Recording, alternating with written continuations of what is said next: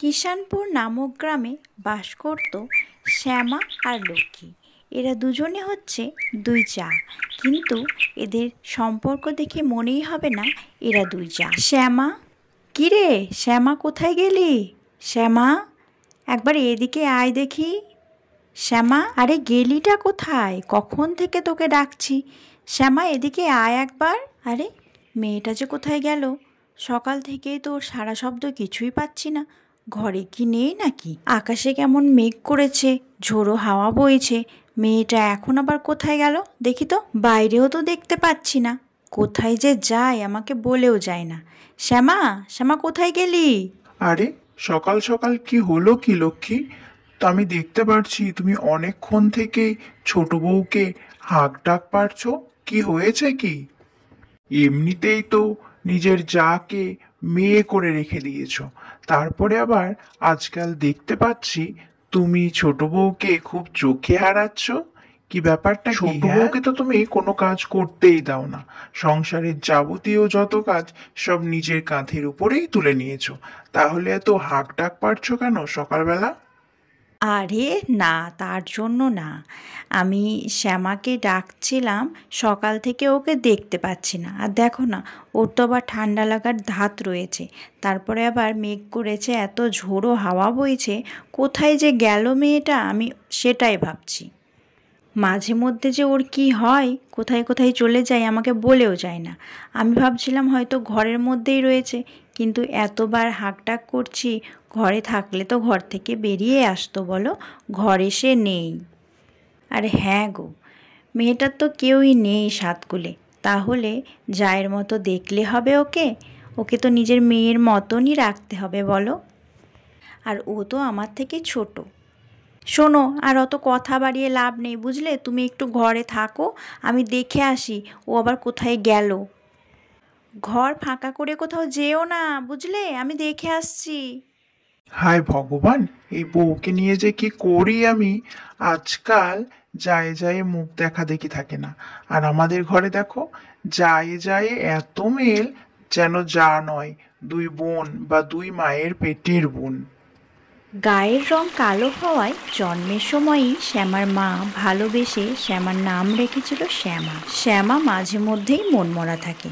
আরে, এ তো দেখছি ওই ঘোষ বাড়ির ছোট বউ। বাবা, গায়ের রংটা কি বিচ্ছিরি, যেন অন্ধকারে খুঁজে পাওয়াই কঠিন। তা হঠাৎ করে এই নদীর পাড়ে এসে বসে আছে কেন বউটা? দেখি তো গিয়ে, যাই একটু কথা বলি। যায় যায় ঝগড়া হয়েছে বোধহয়। যাই যাই, খোঁজ খবর নিয়ে আসি। এই হচ্ছে মালতী কাকিমা, যে শ্যামার গায়ের রং নিয়ে তাকে খুব কথা শোনায়। আর ওই পাড়ার প্রত্যেকটা মানুষই শ্যামা আর লক্ষ্মীর সুন্দর সম্পর্ক দেখে খুবই হিংসে করে। কি গো ছোট বৌমা, কি ব্যাপার? এমন করে সকালবেলা নদীর ধারে বসে আছো যে? জায়ের সঙ্গে ঝগড়া হয়েছে বুঝি? আরে কাকিমা যে, না না, দিদির সঙ্গে ঝগড়া হতে যাবে কেন খামোকা? দিদি তো আমাকে খুব ভালোবাসে। দিদির সঙ্গে ঝগড়া হয়নি। আমার বাড়িতে একটু গরম লাগছিল, তাই ভাবলাম নদীর ধারে গিয়ে বসি। আর দিদি তো আমাকে কোনো কাজও করতে দেয় না, সব কাজ দিদি একা হাতেই করে। তার জন্য ভাবলাম নদীর ধার থেকে একটু ঘুরে আসি। ও তাই বুঝি? তা বেশ বেশ, খুব ভালো করেছো বাচ্চা। তোমার যা লক্ষ্মী, শুধু নামে লক্ষ্মী নয়, কাজেও লক্ষ্মী, রূপেও লক্ষ্মী। তা তুমিও তো বাড়ির বউ বাচ্চা, তা তোমাকে তোমার যা কোনো কাজ করতে দেয় না কেন? ওইটা তো তোমারও সংসার, তাই না? তোমারও অধিকার আছে সেখানে কাজ করার। দেখো বাচ্চা, তোমার সংসারটা তোমার জায়ের হয়ে যায় না যেন। আমার মনে হয় তোমার গায়ের রংটা পছন্দ হয় না। এই কথা শুনে শ্যামা তো সেখান থেকে কাঁদতে কাঁদতে ছুটে চলে যায়, আর মালতী কাকিমা খুব খুশি হয়। এইদিকে লক্ষ্মী শ্যামাকে খুঁজে খুঁজে হন্যে হয়ে বেড়াচ্ছে। আরে এদিকে আকাশের কোণে মেঘ জমেছে, ঝোড়ো হাওয়া বইছে। এই মেয়েটা যে কোথায় গেল? আমি হাঁটতে হাঁটতে প্রায় নদীর কাছে চলে আসলাম, তাও তো আমি শ্যামাকে দেখতে পাচ্ছি না। কোথায় যে যায় মেয়েটা, একটু বলে যাবে তো? এই কথা বলতে বলতেই লক্ষ্মী দেখে শ্যামা দৌড়ে আসছে। কি ব্যাপার, কোথায় গেছিলি সকাল থেকে? আর এদিক থেকে কোথা থেকে বা এমন দৌড়াতে দৌড়াতে আসছিস? কি হয়েছে কি? হ্যাঁ, কোথায় যাস, কি করিস, আমাকে একটু বলে তো আসতে পারিস? সেই সকাল থেকে আমি তোকে খুঁজে খুঁজে মরে গেলাম। বাইরে দেখছিস আকাশের কোণে মেঘ জমেছে, ঝোড়ো হাওয়া বইছে, তবুও তুই এই নদীর ধারে এসে বসে আছিস? তোর না ঠান্ডা লাগা ধাত? আরে দিদি, সত্যি আমার তোমাকে বলে আসা হয়নি। তুমি তখন রান্নার ওইদিকে ছিলে, সেই জন্য আমার একটু গরম লাগছিল বলে ভাবলাম নদীর ধার থেকে ঘুরে আসি। আচ্ছা সে ঠিক আছে, চল এখন বাড়ি চল। সকাল থেকে নদীর ধারে এসে বসে আছে পাগল মেয়ে। নদীর ধার থেকে আসার পরে থেকেই লক্ষ্মী লক্ষ্য করতে থাকে শ্যামা যেন মনমরা হয়ে বসে আছে। আচ্ছা কি ব্যাপার বল দেখি, সে সকাল থেকে যখন থেকে নদীর ধার থেকে এসেছিস তখন থেকেই দেখছি কেমন যেন মনমরা হয়ে বসে আছিস, কিছু বলছিসও না। নদীর ধার থেকে আসার সময় দেখলাম চোখের কোণায় জল, কাঁপা কাঁপা গলা, কি ব্যাপারটা কি তোর? হ্যাঁ, আর কিছু জিজ্ঞাসা না করলে কি দিদিকে মুখ ফুটে কিছু বলতে হয় না? এ কথা জিজ্ঞাসা করতেই শ্যামা লক্ষ্মীর সামনে অঝরে কাঁদতে থাকে। শ্যামার রূপ যেমনই হোক না কেন, মনটা কিন্তু খুবই নরম। আরে কি ব্যাপার কি, তোকে একটা কথা আমি জিজ্ঞাসা করছি, তুই হাউমাউ করে কাঁদতে শুরু করলি যে? কাঁদার মতো কিছু কথা বলেছি আমি তোকে? কি হয়েছে, কেউ কিছু বলেছে তোকে? বল আমাকে। না না দিদি, তেমন কিছু নয়। আমার গরম লাগছিল বলে নদীর ধারে বসেছিলাম, গিয়ে ওখানে দেখি ওই মালতী কাকিমা এসে আমাকে যা নয় তাই বলে, অনেক কিছু কথা শোনায় দিদি। আর তোমার নামেও অনেক খারাপ খারাপ অনেক কিছু বলছিল, আমি কোনো উত্তর দিতে পারিনি দিদি। ওই মালতী কাকিমা আমাকে সব সময় কথা শোনায় দিদি, আমার গায়ের রঙের জন্য। এই বলেই শ্যামা আবারও কাঁদতে থাকে। শোন, কে কি বলল তার জন্য তুই কাঁদবি? চল খাবি, চল ওঠ। এইভাবেই লক্ষ্মী শ্যামাকে সামলে নেয়।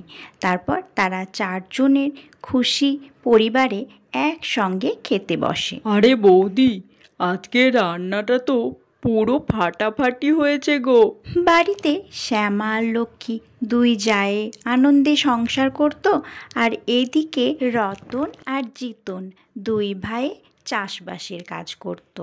লক্ষ্মীর বাড়ির পাশেই বাস করত এক প্রতিবেশী রমা কাকিমা।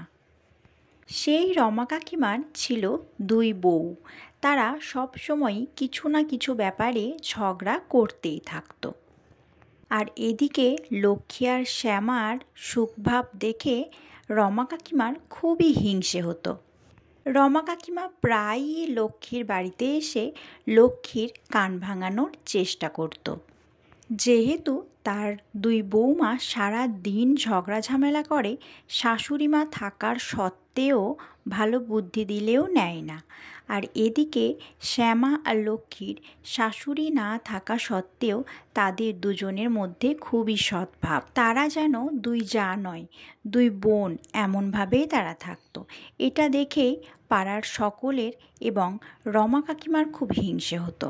সেদিন রমা কাকিমার বড় বৌমা উঠোন ঝাড় দিচ্ছিল। হায় ভগবান, সারা দিন আমি খেটে খেটে মরে গেলাম, আর এই মেয়েকে দেখো, যেন বাড়ির বউ তো নয়, পাটরানি এসে জুটেছে, আর আমি যেন এ বাড়ির চাকরানি, দেখাচ্ছি মজা। বলি ছোট, ও ছোট, কি করছিস?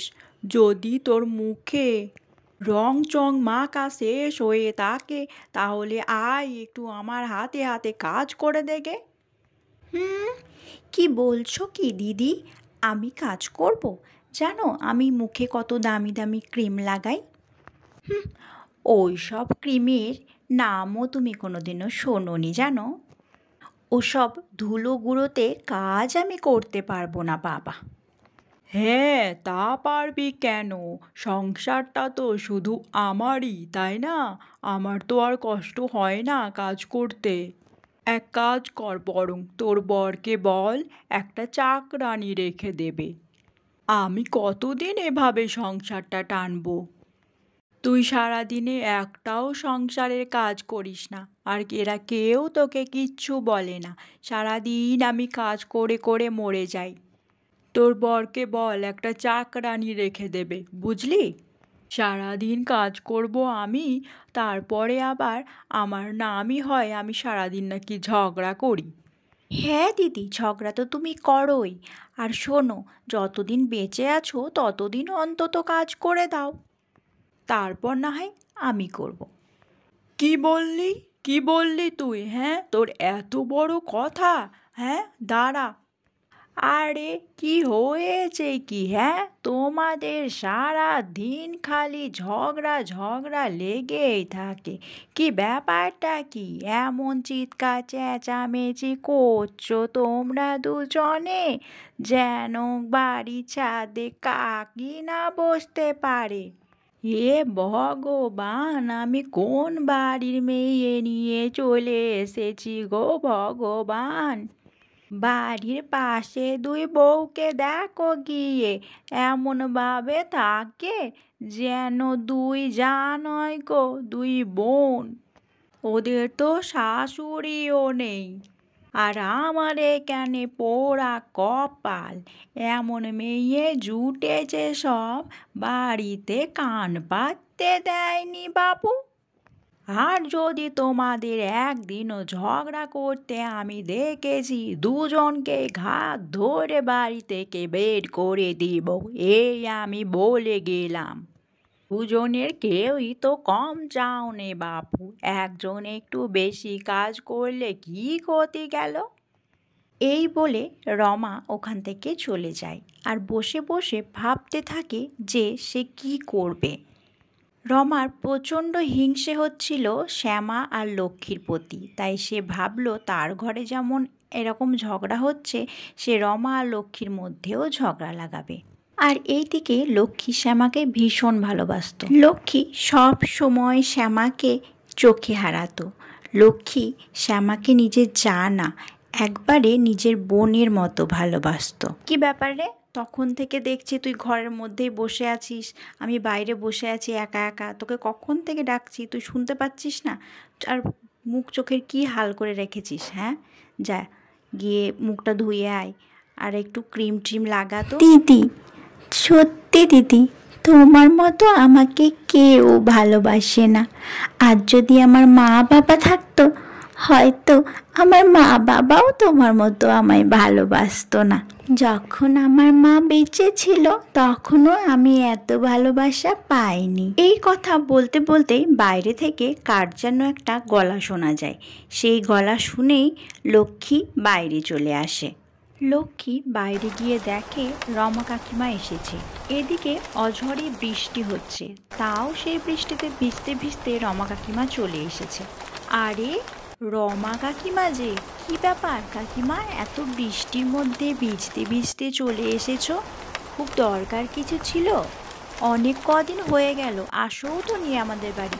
উঠে এসো তাড়াতাড়ি, বৃষ্টিতে ভিজো না, তাড়াতাড়ি উঠে এসো। আরে হ্যাঁ রে মা লক্ষ্মী, অনেক দিন পর তোর সঙ্গে দেখা হলো। অনেক দিন যেহেতু দেখা হয় না, ভাবলাম যাই, লক্ষ্মী মা তো আর আমায় দেখতে আসবেনি, আমি গিয়ে দেখা করে আসি। হ্যাঁ হ্যাঁ, উঠি, দাঁড়া, বারান্দায় উঠি। সত্যি বৃষ্টিটাও নামলো রে। লক্ষ্মী মালতী কাকিমার সঙ্গে বসে গল্প করতে থাকে। এদিকে শ্যামার একটুও ভালো লাগে না, কারণ মালতী কাকিমা শ্যামাকে তার গায়ের রং নিয়ে খোঁটা দিত, তাই শ্যামা মালতী কাকিমার সঙ্গে তেমন কথা বলে। শ্যামার স্বামী যতন তার দাদা রতনের সঙ্গে জমিতে গিয়ে কাজ করে। তারা দুই ভাই চাষবাসের কাজ করত নিজের জমিতে, আর তাদের ছিল দুটো বলদ। তো এই নিয়েই তারা ব্যস্ত। এত বৃষ্টি হচ্ছে তাও তারা দুই ভাইয়ে বাড়ি আসছে না, এটা দেখে শ্যামার খুবই চিন্তা হচ্ছিল। মালতী কাকিমা তার বাড়ির বাইরে থেকে শ্যামা আর লক্ষ্মীর ভালোবাসা এবং সদ্ভাব দেখে খুবই হিংসে করত। এমন ভাব করছে যেন দুই যা নয়, দুই বোন, নিজের মায়ের পেটের বোন। মালতী কাকিমা থাকতে না পেরে ঠিক করলো লক্ষ্মীর সঙ্গে গিয়ে কথা বলবে, মানে লক্ষ্মীর কান ভাঙাবে। এই শোন লক্ষ্মী, একটু দাঁড়া তো, তোর সঙ্গে আমার খুব জরুরি দুটো কথা আছে। হ্যাঁ হ্যাঁ কাকিমা বলো, দুটো কেন, চারটে কথা বলো। শোন, অত জীবনটাকে হেলায় হারিয়ে দিসনি লক্ষ্মী, মনে রাখিস শ্যামা কিন্তু তোর নিজের মায়ের পেটে বোন নয়, ও কিন্তু তোর যা, বুঝলি? তাই বলছি ওই রকমভাবে মিশিস নে। সারা সংসারের কাজ তো দেখছি একাই করিস, ওকে তো কিছু করতেও দিস নে। তুই এত খাটিস কেন? মনে রাখিস বোন কিন্তু বোন হয়, আর যা কিন্তু যাই হয়। এখন এত কষ্ট করছিস, এত ভালোবাসছিস, দেখবি যখন ও বুঝবে একদিন তোকে দূরে সরিয়ে সংসারটাকে হাতের মুঠোয় করে নেবে, বলে দিলুম তোকে। আর তোর তো এখনো বাচ্চা কাচ্চা হয়নি রে, যদি তোর আগে আমার বাচ্চা কাচ্চা হয়ে যায় তাহলে তো ব্যাস, তোমার সংসার ওর হাতে চলে যাবে কিন্তু। তাই বলছি অত ঢিলেমো করো না সংসারটাকে, নিজের হাতে এঁটে ধরো। লক্ষ্মী জানতই মালতী কাকিমা তাকে এক ফোঁটাও পছন্দ করে না, তাদের দুই জায়ের ভালো সম্পর্কটাও সে পছন্দ করে না। তাই রমা কাকিমা এইভাবে লক্ষ্মীর কান ভাঙাচ্ছে। শ্যামা ভাবতে লাগলো রমা কাকিমার কথায় এসে লক্ষ্মী হয়তো আর তাকে ভালোবাসবে না, কারণ শ্যামার জীবনে ভালোবাসার প্রয়োজন। শ্যামার কেউই নেই ওই এক যা ছাড়া, যে তাকে প্রাণ দিয়ে ভালোবাসে। হ্যাঁ কাকিমা, ঠিকই বলেছেন, আপনার কথাও আমি সব বুঝতে পারছি, কিন্তু এটা আমাদের বাড়ির ব্যাপার, আর শ্যামা কি করতে পারে কি করতে পারে না সেটা আমি খুব ভালোভাবেই জানি।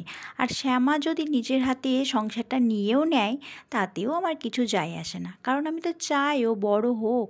আমি তো এতদিন সংসারটা চালালাম, এবার যদি শ্যামা সংসারটা চালায় তাতে আমার কোনো দুঃখ নেই। আর একটা কথা কাকিমা, আজকে আপনি যা বললেন, এরপর থেকে এমনভাবে আমার কান ভাঙাতে আসবেন না, ঠিক আছে? আপনি বরং আপনার দুই বৌমাকে তার সংসারদেরকে সামলান, বুঝেছেন? কার বাড়িতে বা কার ঘরে কি হয়, কার সংসারে কি হয় আমার জানা নেই, তবে আমরা দুই যা যেভাবে এত বছর থেকেছি, আশা করি আমাদের সংসারটা এরকম হবে না।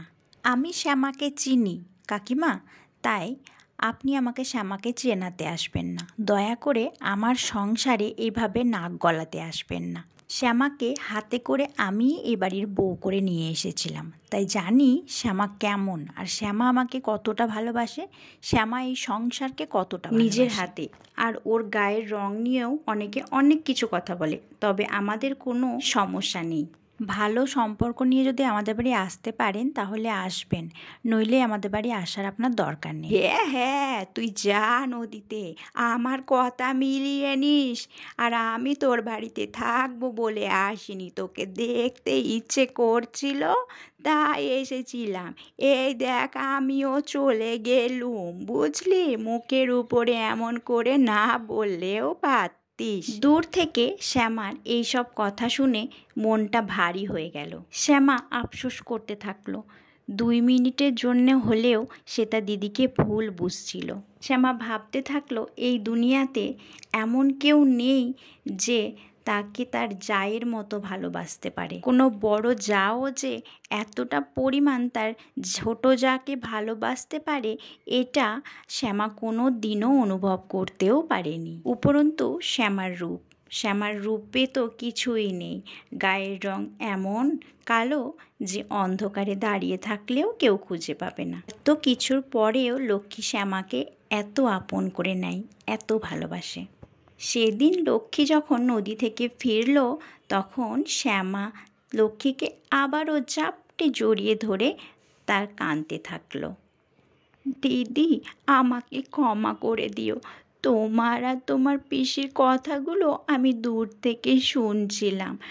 আমার তো 5 মিনিটের জন্য মনে হচ্ছিল সত্যিই তুমি তোমার পিসির কথা মতো কাজ করবে।